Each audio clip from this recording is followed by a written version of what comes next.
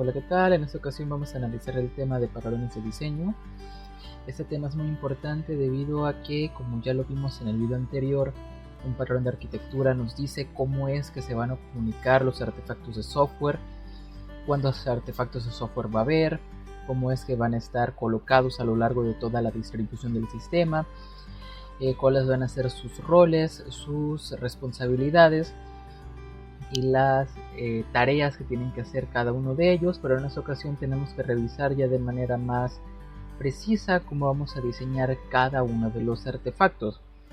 Por ejemplo, en una arquitectura de capas, decimos que hay una capa gráfica, una capa de cliente, una capa de presentación, una capa de negocio y una capa de datos. Y decimos que dentro de cada capa va a haber una acción de poder preparar la información, una acción de guardar el correo electrónico, una acción de enviar un correo, de recibir un correo, pero solamente se está delimitando qué es lo que tiene que haber. Ahora lo que vamos a analizar es cómo se tiene que hacer, cómo se va a programar y cuál va a ser la mejor manera para programarlo. En ese sentido ya vamos a tener que tocar más a fondo un lenguaje de programación en sí. Puede ser, por ejemplo, en alto nivel orientado a objetos como Java, como C#, como C++, no limitado a ellos, o uno más procedimental como pudiera ser Python adaptado a dicho paradigma, o el mismo lenguaje C. Ok, analicemos, no es lo mismo cómo comprenden los humanos a cómo comprenden las computadoras. No es lo mismo escribir código entendible para computadoras que código entendible para humanos. ¿Por qué razón? En un lenguaje de programación utilizo las sentencias del idioma inglés. Por ejemplo, puedo decir crea la variable 1 y asignarle la suma de 1 más 2. Y puedo así ir creando cada una de mis sentencias. Pero al final de cuentas, si lo escribo bien, si lo escribo mal, si lo escribo con redundancias o si lo escribo de una manera poco óptima para la computadora, esta última va a saber sobre qué se está hablando, va a saber qué es lo que se tiene que hacer y qué es lo que se tiene que implementar por cada una de las líneas de código. No obstante, al final de cuentas, quien realiza este código es una persona, es un programador. Por ello, si el mismo programador es el que está a cargo del diseño del módulo del proyecto, pues no va a haber problema alguno, porque el programador sabe cómo es que funciona su código, o al menos debería saberlo. Y al final de cuentas él va a ir suscitando o resolviendo cada uno de los inconvenientes que puedan surgir a lo largo del camino. Pero ¿qué pasaría si por alguna razón este programador se nos va, en el sentido de que es despedido, firma su renuncia, se cambia de residencia, no lo sé, cualquier otro inconveniente? Entonces, si este programador escribió código que solamente va a ser entendible para él mismo, pues cuando llegue una nueva persona a tratar de retomar dicho trabajo, no va a saber por dónde empezar, no va a saber cuál es el significado, cuál es la intención, comprende qué es lo que quiere decir cada línea de código porque ambos tienen el conocimiento técnico para programar, pero en un proyecto grande las líneas de código van más allá de las 1000 líneas y tratar de entender línea por línea no va a ser sencillo. Por eso el diseño, un patrón de diseño, nos va a ayudar a establecer reglas para tratar de prevenir ese tipo de inconvenientes.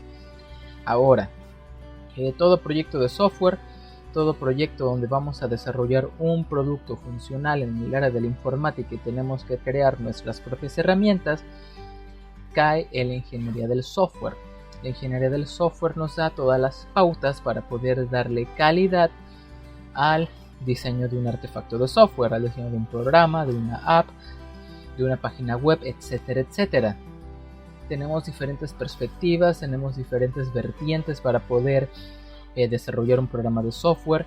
Los primeros modelos que surgieron fueron el modelo en cascada, el modelo de la 5B, etcétera, etcétera, y demás modelos que están presentes en los libros teóricos de la ingeniería, que todos los debemos estudiar, que todos los debemos de conocer como una parte histórica para no olvidar nuestro pasado, porque si olvidas el pasado, vuelves a cometer los mismos errores. Pero hoy en día surgiendo de los últimos movimientos de la programación extrema que denota las metodologías ágiles.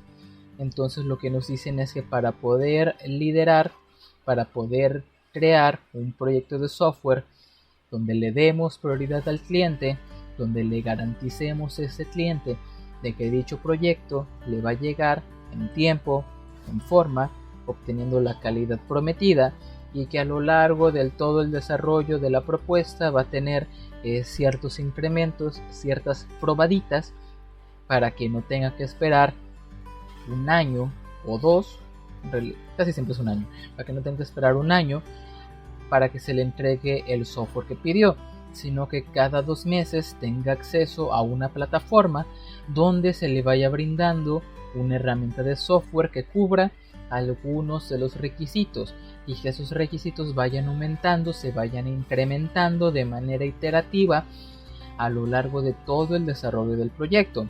Es donde utilizamos Scrum, que es lo que tenemos aquí en mente. Scrum es un paradigma, es una manera de trabajar las metodologías ágiles, y lo que nos garantiza es tener todo lo que describí hace un momento. Un equipo de Scrum tiene que ser sencillo en el sentido de que debe ser comprensible para todos los participantes. Sencillo no significa que carece de algo, no significa que le falte algo, significa de que va a ser fácil de comprender. En la vida real lo sencillo vale más que lo complejo. El reto que todos tenemos en esta parte de tratamiento del conocimiento, de tratamiento de la información, es poder compartir información compleja de una manera sencilla. A todo esto va ese tipo de esfuerzos que se están realizando. Quienes participan en un equipo de Scrum, en primera instancia van a ser el cliente, va a ser la persona que requiere el proyecto, un stakeholder, puede ser una empresa, puede ser una persona, puede ser el gobierno, y va a contactar a los profesionales en el área con la finalidad de obtener el producto de software que requiere. ¿Quiénes van a ser los profesionales? Van a ser el equipo de Scrum, dividido por un dueño del producto, que es el ejecutivo, es la persona que va a tener la comunicación con el cliente, y con el Scrum Master. El Scrum Master va a ser el encargado de coordinar a todo el equipo de desarrollo, de ver que los programadores hagan bien su trabajo, que los programadores se sientan a gusto con lo que están haciendo, que se lleven bien unos con otros, porque al final de cuentas los que hacen el trabajo son personas, no son las máquinas, por eso se les debe de dar prioridad. Y finalmente, quienes son las estrellas o quienes son el pilar de este framework, que es el equipo de desarrollo, el team. Son los programadores, son los diseñadores gráficos, son todas aquellas personas que van a hacer el trabajo rudo, que van a hacer la talacha. En sí, con este círculo van a poder brindar el producto de software que se está buscando. ¿Y qué es un patrón de diseño? Es una forma reutilizable de resolver un problema común. No hay que reinventar la rueda. Simplemente, ya que logramos resolver un problema, hay que utilizar patrones de diseño para que esa solución sea la equivalente o sea la apropiada para todos los tipos de problemas similares en ese campo. ¿Para qué nos sirven los patrones de diseño? Nos ahorran tiempo, nos ayudan a estar seguros de la validez del código, que todo se haga en calidad, en tiempo y forma, y establecen un lenguaje común. De tal manera de que si el trabajo se está haciendo en España, por decirlo así, es un equipo de desarrollo español, hacen su proyecto de software, tienen una duda y contratan a una consultora mexicana, a una empresa de consultoría en nuestro país. Cuando revise el código que hicieron en España, tendría que entender perfectamente qué es lo que se está haciendo, siempre y cuando estas últimas personas hayan utilizado un patrón de diseño. Si no utilizaron un patrón de diseño, lo primero que se tiene que hacer es aplicar dicho patrón. Y entonces pues ya entran conceptos como el tiempo perdido, el esfuerzo que uno hace y que al final de cuentas no va a ser escalable, no va a haber escalabilidad en lo que va a ser el sistema, darle mantenimiento va a ser un caos y, como dijera el dicho, el flojo trabaja 2 veces. Por eso tenemos que poner especial énfasis en cómo vamos a planear nuestros proyectos. Los patrones de diseño tienen diferentes vertientes. La primera de ellas es si nuestro patrón se refiere a la parte de creación, de un artefacto de software. Es una categoría de los mismos. ¿Por qué son creacionales? Son creacionales porque van a crear objetos virtuales, porque van a crear entes de información para poder compartir un tema en específico. ¿Cuál es el propósito de ellos? Es encapsular el conocimiento acerca de los tipos concretos que nuestro sistema utiliza. Estos patrones normalmente trabajarán con interfaces, por lo que la implementación concreta que utilicemos queda aislada. No sabemos cómo se crean las cosas, simplemente la pedimos, se nos da y el secreto industrial queda guardado. Y de igual manera sirve para ocultar cómo esas implementaciones concretas necesitan ser creadas y cómo se combinan entre sí. ¿Por qué ocultar? Porque si ellos saben cómo trabaja nuestro producto, nuestro servicio, nos lo van a copiar. ¿Qué tipos de patrones de diseño tradicionales tenemos? Tenemos el Abstract Factory, Factory Method, Builder, Simpleton, Prototype. Todos esos tipos de patrones están encaminados a crear objetos, crear funcionalidades. Puedo crear una conexión a una base de datos, puedo crear una contraseña, puedo crear un procesamiento en particular. Eso los van a ser los patrones creacionales. Y de igual manera tenemos los patrones estructurales. Más que nada son patrones que nos facilitan la modelación de nuestro software, especificando la forma en que unas clases se relacionan con otras. Podemos tener estructuras del tipo adapter, bridge, composite, en el sentido de que nos van a decir cómo se va a comunicar un objeto con otro, van a establecer reglas para que se hablen, para que se comuniquen de una manera efectiva, para brindar una solución en específico que pueda satisfacer las necesidades del proyecto. De igual manera tenemos los patrones del comportamiento, se usan para gestionar algoritmos, relaciones y responsabilidades entre objetos. Por comportamiento no nos referimos al comportamiento del área psicológica, de sentimientos, reacciones, etcétera, etcétera. Nos referimos a un comportamiento encaminado a qué es lo que va a hacer cada uno de los objetos. Si va a enviar información, recibir información, estar al pendiente de las interacciones del usuario, etcétera, etcétera. Tenemos los de tipo interpreter, interactor, mediator and memento. Este último es un patrón que otorga la capacidad de restaurar un objeto a un estado anterior, una copia de seguridad, por si algo falla o algo fracasa. En sí, los patrones de diseño lo que nos dicen es las buenas prácticas para programar. Cuál es la manera correcta en que yo tengo que hacer las cosas desde el lado del programador.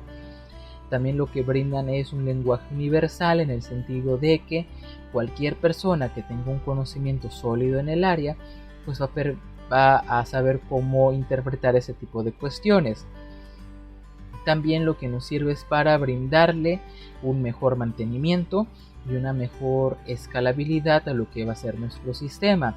Hay que definir, hay que tener en cuenta qué significan estas dos palabras, escalabilidad y mantenimiento. Escalabilidad se refiere a que mi sistema pueda tener más funciones.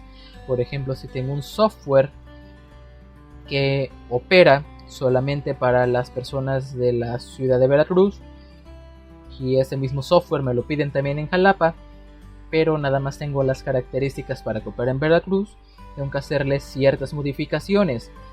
No es mantenimiento, porque mantenimiento significa que voy a darle una mejor eficacia a las operaciones que se realizan, pero no voy a cambiar nada, solamente voy a darle mayor rendimiento.